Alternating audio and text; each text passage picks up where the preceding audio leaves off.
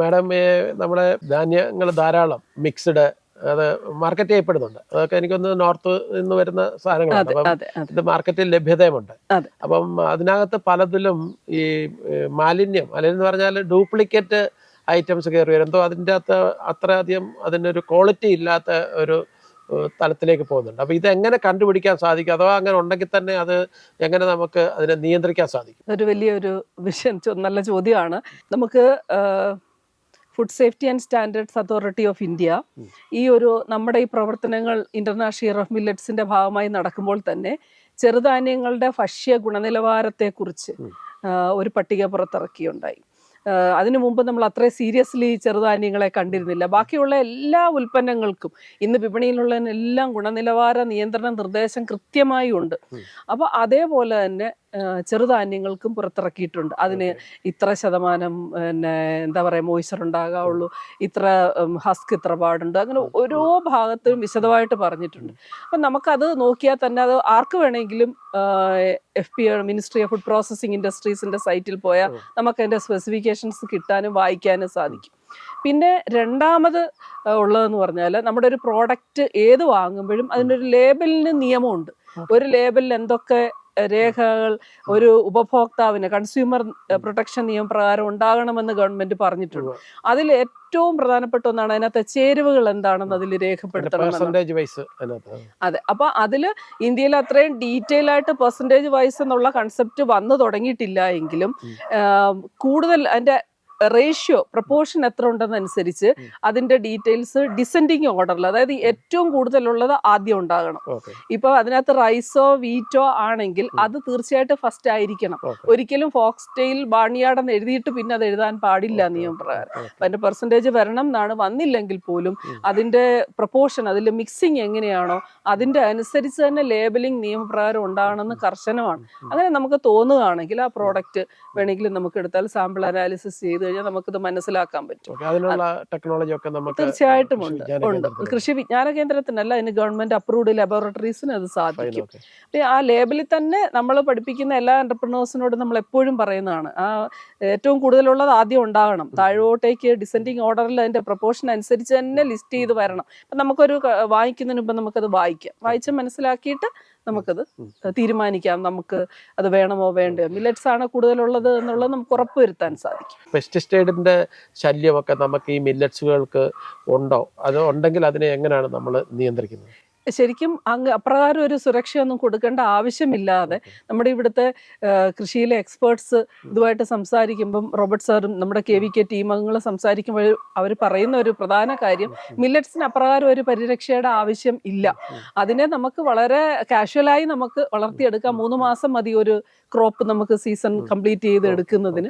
വളരെ ഈസി ആയിട്ട് നമുക്ക് വലിയ ഈ പറഞ്ഞ പോലെ വളപ്രയോഗം ചെയ്ത് നമ്മളതിനെ സ്പോയിൽ ചെയ്യേണ്ട കാര്യമില്ല. അപ്രകാരം തന്നെ നമുക്ക്, അതാണ് പ്രകൃതി കൃഷിയിൽ ഉൾപ്പെടുത്തി നമ്മൾ ചെയ്യുന്നതിന് ഡെമോൺസ്ട്രേഷൻ പ്ലോട്ടുകൾ ഡെവലപ്പ് ചെയ്യാൻ കാരണം. മാഡം, ഈ മില്ലറ്റ്സ് ഇപ്പം ഇതൊരു വലിയ പ്രചാരത്തിലേക്ക് വന്നുകൊണ്ടിരിക്കുകയാണ്.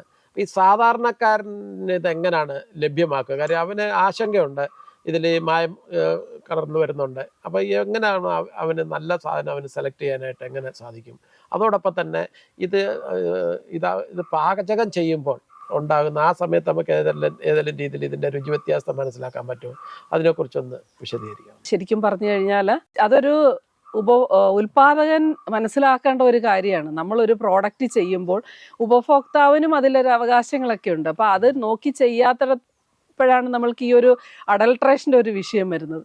പക്ഷേ നമ്മുടെ ഇവിടുത്തെ കൗണ്ടറിലെ ഉൽപ്പന്നങ്ങൾ ഇരിക്കുന്നത് ഞാൻ ഒബ്സർവ് ചെയ്തപ്പോൾ മനസ്സിലായ എന്തെന്ന് വെച്ചാൽ, അതിൽ അതായത് മൈനർ മില്ലറ്റ്സ് എല്ലാം തൊലി നീക്കം ചെയ്തതിന് ശേഷം മാത്രമേ ഉപയോഗിക്കാൻ പാടുള്ളൂ.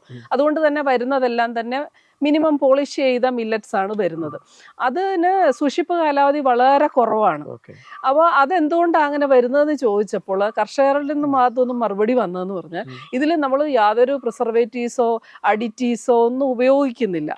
അപ്പം നമ്മളത് മനസ്സിലാക്കിയത് ശരിയാണ്. അതിൻ്റെ സ്കിൻ മാറ്റി കഴിയുമ്പോൾ പെട്ടെന്നാണത് അന്തരീക്ഷത്തിലെ മോയ്സ്ചർ പിടിക്കുകയും പെട്ടെന്ന് കേടാകുകയും ഒക്കെ ചെയ്യുന്നത്. അപ്പോൾ നല്ല ഇനം മില്ലറ്റ്സുകൾ തീർച്ചയായിട്ടും കർഷകർ വിപണിയിൽ തന്നിട്ടുണ്ട്.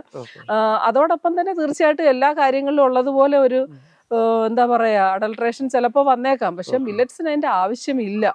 മേജർ മില്ലറ്റ്സ് 3 പുറംതൊലിയോടുകൂടി തന്നെ വരുന്നത്. അതിന് സൂക്ഷിപ്പ് കാലാവധി 6 മാസത്തിന് മേളിലുണ്ട്. നമ്മുടെ ഇവിടെ കൃഷി വിജ്ഞാന കേന്ദ്രം നേരത്തെ പറഞ്ഞ പോലെ ബ്ലെൻഡഡ് പ്രോഡക്ട്സ് പ്രൊമോട്ട് ചെയ്ത പോലെ തന്നെ നമ്മളത് ഏറ്റവും പ്രൊമോട്ട് ചെയ്യുന്നത് ഒന്നുകിൽ 6 മണിക്കൂറെങ്കിലും എന്താ പറയാ കുതിർത്ത് പിന്നെ അതിനെ ഉണക്കി പൊടിച്ചെടുക്കുന്നതേ നമ്മൾ പ്രൊമോട്ട് ചെയ്യുന്നുള്ളൂ. രണ്ടാമത് അപ്രകാരം കുതിർത്തതിന് ശേഷം വെള്ളം വാർത്ത് കളഞ്ഞ് വലിയ തുണികളിലോ അല്ലെ കണ്ണാപ്പുകളിലോ നിറച്ച് വെച്ച് 18 മണിക്കൂർ വെച്ച് മുളപ്പിച്ചതിന് ശേഷം വീണ്ടും ഉണക്കിയിട്ടാണ് മുളപ്പിച്ച മില്ലറ്റ്സ് ആണ് നമ്മൾ ഏറ്റവും അധികം റെക്കമെൻഡ് ചെയ്യുന്നത്. അതിനാണ് ഏറ്റവും കൂടുതൽ പ്രോട്ടീൻ കണ്ടന്റ് ഉള്ളതും ധാതുലവണങ്ങളുടെ സാന്നിധ്യമുള്ളതും മൈക്രോ ന്യൂട്രിയൻസ് ഉള്ളതും എല്ലാം തന്നെ. അത്തരം മില്ലറ്റ്സ് നമ്മൾ അതിനായിട്ട് തന്നെ ട്രെയിൻ ചെയ്ത് എന്റർപ്രനേഴ്സിന് ഇപ്പോൾ ഡെവലപ്പ് ചെയ്തേക്കുക. അവരുടെ ഉൽപ്പന്നങ്ങൾ ഇപ്പോൾ അവർ വിപണിയിൽ 3 ഗ്രൂപ്പ് ഇറക്കി. മുളപ്പിച്ച ചെറുധാന്യങ്ങൾ ഉണക്കി പഴയതുപോലെ തന്നെ. അതിന് സൂക്ഷിപ്പ് കാലാവധി സാധാരണ മില്ലറ്റ് ഇരിക്കുന്നതിലും കൂടുതൽ കിട്ടുന്നു എന്നുള്ളതാണ് വസ്തുത. കാരണം ഇപ്പോഴത്തെ പുതിയ ടെക്നോളജി വെച്ച് ഇതിപ്പോ എയർ ടൈറ്റ് പാക്കിംഗ് സിസ്റ്റം ഒക്കെ ഉണ്ടല്ലോ. ആ വാക്യൂം പാക്കിംഗ് ഒക്കെ അത് ചെയ്ത് കഴിഞ്ഞാൽ ലൈഫ് കൂടത്തില്ല. തീർച്ചയായിട്ടും വാക്യൂം പാക്കിംഗ് ചെയ്യാൻ ലൈഫ് കൂടും. പിന്നെ മില്ലറ്റ് എന്ന് പറയുന്ന ഒരു ഹൈ വാല്യൂ, നമുക്ക് when compared with other serials ഇത്തിരി വാല്യൂ കൂടുതലാണെങ്കിലും അത്രയും അങ്ങോട്ട് മുന്നോട്ട് അതിനകത്ത് വാക്യൂം പാക്കിംഗ് വന്നിട്ടില്ല. പക്ഷെ കർണാടക ഒക്കെ ഇപ്പൊ എക്സ്പോർട്ട് ചെയ്യുന്നതെല്ലാം തന്നെ അവർ ഹരിയാന വാക്യൂം പാക്ഡ് ആണ്. നമ്മുടെ ഈ മുളപ്പിച്ചു ഉണക്കി വെച്ചിരിക്കുന്ന മില്ലറ്റിന് അത് തീർച്ചയായിട്ടും പുറംതൊലി ഉള്ളത് മാത്രമാണ്. അപ്പൊ അതുകൊണ്ട് തന്നെ അത് സേഫാണ്. അത് ഇപ്പൊ നമുക്ക് കഴിഞ്ഞ ഫസ്റ്റ് ട്രെയിനിങ് ബാച്ച് കഴിഞ്ഞിട്ട് ഇപ്പൊ 8 മന്ത്സ് കഴിഞ്ഞു. ഇപ്പോഴും ആ പ്രോഡക്റ്റ് ലൈഫോട് കൂടി ഇരിക്കുന്നുണ്ട്. അതിൽ യാതൊരു കെമിക്കൽസിന്റെയോ പ്രിസർവേറ്റീവ്സിന്റെ ആവശ്യമില്ല. പക്ഷെ ഉണക്കുമ്പോൾ പുളിപ്പിക്കുമ്പോഴും മുളപ്പിക്കുമ്പോഴും ഒക്കെ നമ്മൾ ശ്രദ്ധയോടെ ചെയ്യണമെന്ന് മാത്രം. ഉണക്കുമ്പോൾ ജലാംശം എപ്പോഴും 7% താഴെ കൊണ്ടുവന്ന് നിർത്താനായിട്ട് നമ്മൾ പഠിപ്പിക്കുന്നുണ്ട്. അപ്പോൾ ആ രീതിയിൽ ഉണക്കെത്തിയാണ് അവർ സ്റ്റോക്ക് ചെയ്യുന്നത്. അതുകൊണ്ട് ഷെൽഫ് ലൈഫ് പ്രശ്നമില്ല. കെമിക്കൽസും പ്രിസർവേറ്റീവ്സും ഒന്നും ഉപയോഗിക്കേണ്ട കാര്യവും അതിനില്ല. അപ്പോൾ അത് ഉപയോഗിക്കുന്നു എന്നറിയുന്നത് അല്പം വിഷമം തോന്നുന്നു. കാരണം നമ്മളൊരു സുരക്ഷിത ഭക്ഷണം എന്ന നിലയിലാണ് ചെറുധാന്യങ്ങളെ എല്ലാവരും സമീപിക്കുന്നതും അല്പം കൂടിയ തുക കൊടുത്തതിന് വാങ്ങി ഉപയോഗിക്കാൻ ഒരുങ്ങുന്നതും. അപ്പോൾ ഇതിന്റെ പാചക രീതിയും കൂടെ ഒന്ന് വിശദീകരിക്കാം. പറയാം.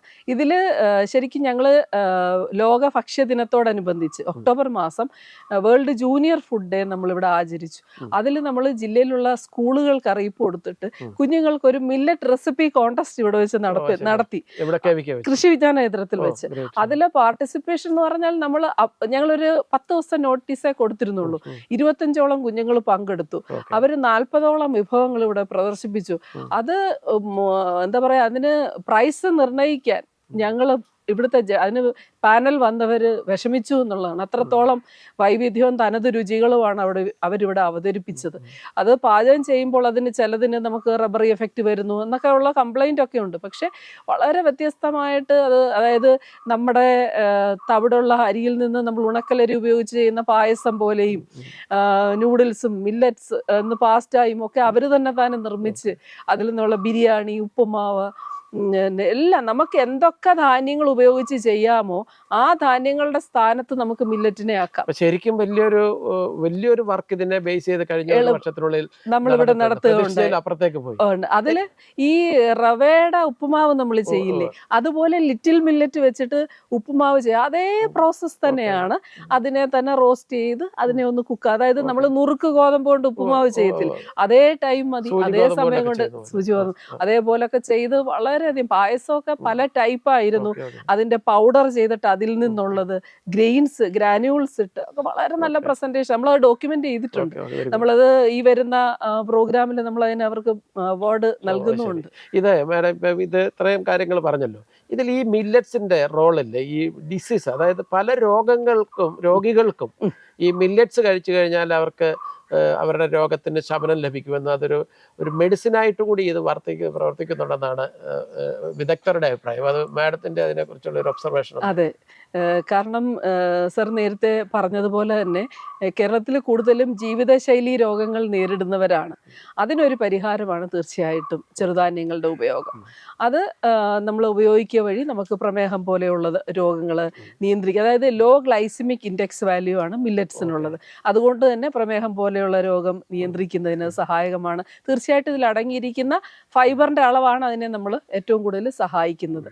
അതുപോലെ നമുക്ക് പറയാവുന്നത് ബാഡ് കൊളസ്ട്രോളിനെ കുറയ്ക്കുന്നതിന്, നല്ല കൊളസ്ട്രോളിനെ കൂട്ടുന്നതിന് മില്ലറ്റിന് കഴിവുണ്ട്.